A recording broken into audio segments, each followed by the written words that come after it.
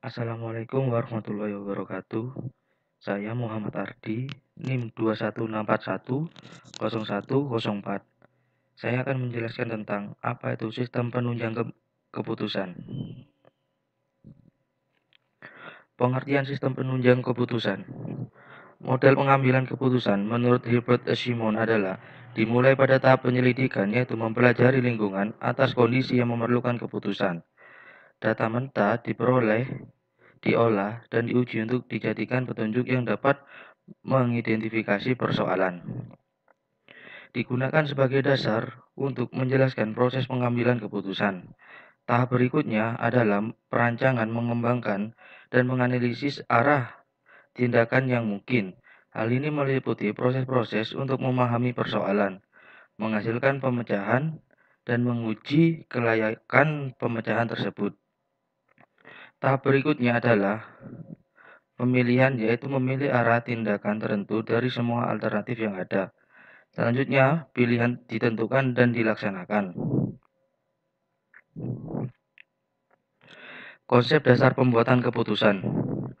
Perkembangan aplikasi sistem informasi berbasis komputer atau Computer Based Information System atau BIS adalah organisasi telah berkembang dalam model yang dikategorikan sebagai sistem pemrosesan transaksi atau Transaction Processing System atau TPS.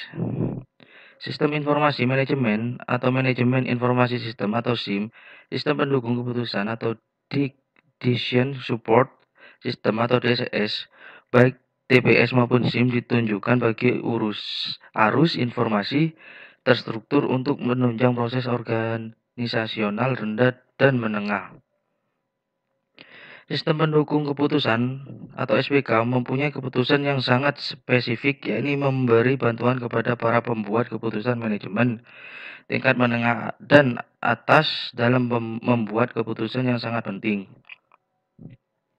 SPK atau sistem pendukung keputusan adalah sistem interaksi yang memberikan akses yang mudah ke model keputusan dan data kepada pemakai, guna menunjang tugas pembuatan keputusan semi struktur dan tak struktur. Pengambilan keputusan. Faktor yang menggerakkan proses pengambilan keputusan dapat berubah ketidakpuasan atas keadaan saat itu atau imbalan yang diharapkan dari keadaan baru. Cara lain untuk menjelaskan proses pengambilan keputusan adalah dalam arti suatu kegiatan bersinambung yang digerakkan oleh sebuah sasaran mengubah sistem, bisnis, departemen keluarga, dan sebagainya. Dari keadaan sekarang menjadi suatu keadaan yang diharapkan atau tujuan mengakibatkan suatu pencarian cara mencapainya. Proses ini sering disebut analisis cara tujuan atau main end analysis. Model lainnya dalam menentukan langkah-langkah proses pengambilan keputusan adalah sebagai berikut.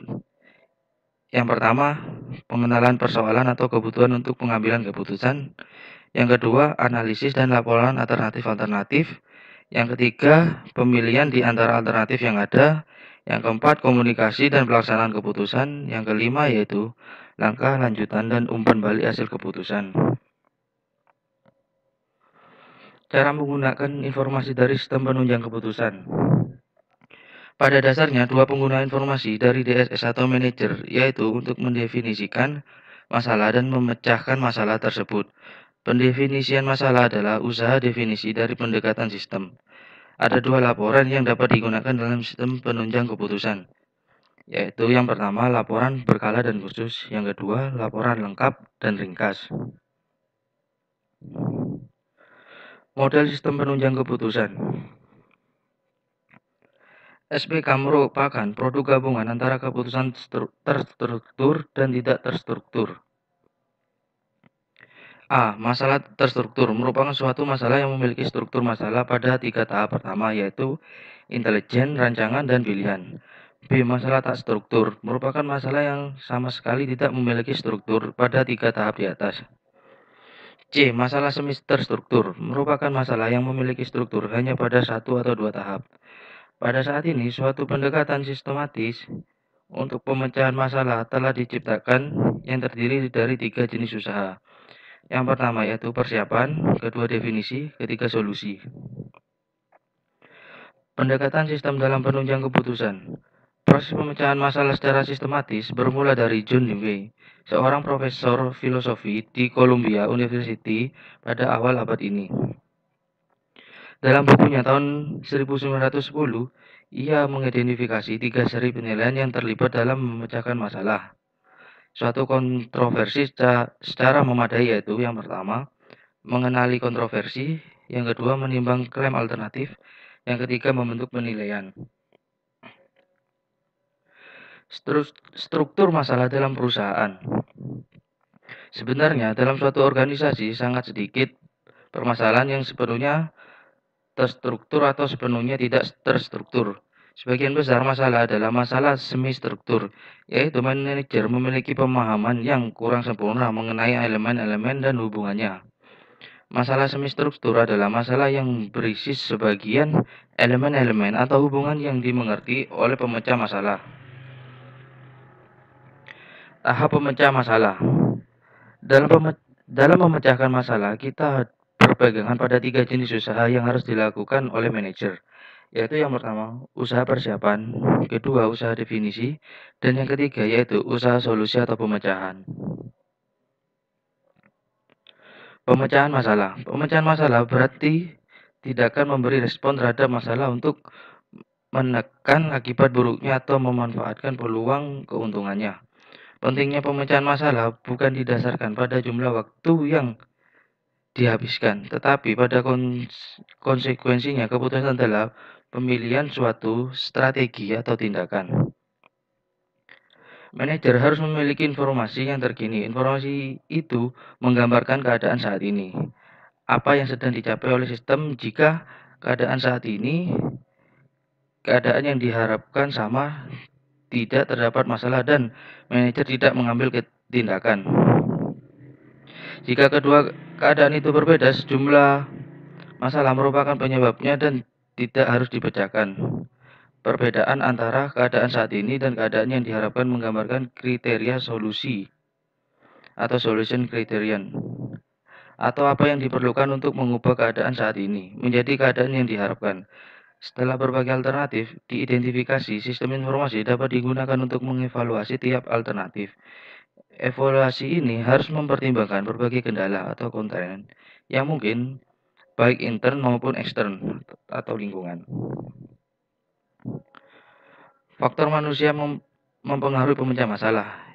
Yang pertama, merasakan masalah, yaitu menghindar masalah, pemecah masalah, dan mencari masalah. Yang kedua, mengumpulkan informasi, yaitu yang pertama gaya teratur, yang kedua gaya menerima. Yang ketiga, menggunakan informasi, yaitu yang pertama gaya sistematik dan gaya intuitif. Sistem penunjang keputusan atau SPK. Ada 3 hal utama yang perlu diketahui oleh penganalisis sistem pendukung keputusan, yaitu yang pertama, apakah pembuatan keputusan utama bersifat analitis atau heuristik. Yang kedua, bagaimana keputusan dibuat dalam 3 fase penyelesaian masalah dalam hal kecerdasan, perancangan, dan pemilihan. Dan yang ketiga, metode kriteria ganda yang sangat berguna dalam menyelesaikan masalah-masalah semi terstruktur. Karakteristik SPK. SPK berbeda dengan SIM tradisional, atau SIM tradisional berorientasi produk yang menghasilkan keluaran, sedangkan SPK berorientasi proses di mana fokus SPK adalah pada interaksi pembuatan keputusan dengan sistem tersebut, bukan pada keluaran yang dihasilkan. Pembuatan keputusan dalam organisasi terjadi pada 3 level utama, yaitu yang pertama, level strategik, manajerial, dan operasional. Keputusan pada level operasional merupakan keputusan-keputusan terstruktur, yaitu keputusan-keputusan di mana semua atau sebagian besar variabel-variabel yang ada diketahui dan bisa diprogram secara total atau secara menyeluruh dapat diotomatiskan. Pengguna SPK. Pengguna SPK tidak terbatas untuk manajer-manajer dari level menengah sampai ke level tinggi, tetapi dapat digunakan oleh individu-individu. Pengguna memiliki gaya pembuatan keputusan tersendiri. kebutuhan yang berbeda serta tingkat pengalamannya sendiri-sendiri. Oleh karenanya, perancangan SPK perlu mempertimbangkan atribut-atribut khusus sehingga memungkinkan pengguna berhasil berinteraksi dengan sistem. Konsep pembuatan keputusan. Yang pertama, pembuatan keputusan berisiko. Pembuatan keputusan dan klasik biasanya mengonsumsi keputusan yang dibuat berdasarkan 3 rangkaian kondisi, yaitu kepastian, ketidakpastian, dan risiko. Yang kedua, gaya pembuatan keputusan. Parameter gaya pembuatan keputusan didasarkan pada cara di mana informasi dikumpulkan, diproses, dan digunakan, serta bagaimana informasi dikomunikasikan dan diterapkan. Yang ketiga, fase penyelesaian masalah. 3 fase penyelesaian masalah yaitu kecerdasan, perancangan, pemilihan. Yang keempat, pembuatan keputusan kriteria ganda. Pendekatan kriteria ganda memungkinkan pembuatan keputusan menyusun prioritas mereka serta memungkinkan ditampilkannya analisis sensitivitas dengan menanyakan jenis pertanyaan bagaimana jika. Sistem ahli jaringan, saraf, dan perangkat-perangkat keputusan lainnya. Sistem ahli adalah sistem-sistem pemikiran berdasarkan aturan yang dikembangkan untuk bidang keahlian tertentu. Jaringan saraf dikembangkan dengan menyelesaikan sejumlah masalah dari satu jenis dan membiarkan perangkat lunak mendapat umpan balik atas keputusan-keputusan yang diambil, mengamati apa yang dilibatkan sehingga keputusan tersebut berhasil. Kedua model di atas disebut di bidang kecerdasan buatan AI. AI disebut SPK karena menuntut pembuat keputusan manusia melakukan identifikasi terhadap masalah-masalah yang ada, menambah pengetahuan dan melakukan analisis sensitivitas. Sekian presentasi dari saya. Wassalamualaikum warahmatullahi wabarakatuh.